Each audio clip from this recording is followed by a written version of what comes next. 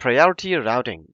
Think about a scenario where your organization wants to provide reliability for its services by deploying one or more backup services in case a primary service goes down.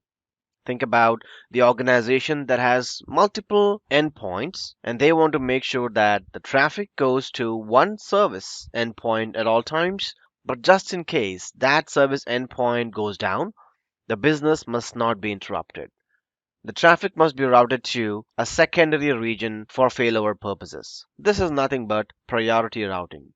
And that means that in this case, the traffic manager profile contains a prioritized list of service endpoints.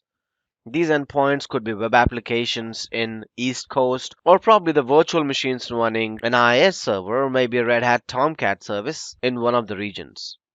Traffic Manager sends all the traffic to the primary, highest priority endpoint first, and if the primary endpoint is not available, Traffic Manager routes the traffic to the second endpoint and so on. Availability of the endpoint is based on the configured status, whether it's enabled or disabled, and the ongoing endpoint monitoring. The priority traffic routing method allows you to easily implement a failover pattern. You configure the endpoint priority explicitly or use the default priority based on the endpoint order.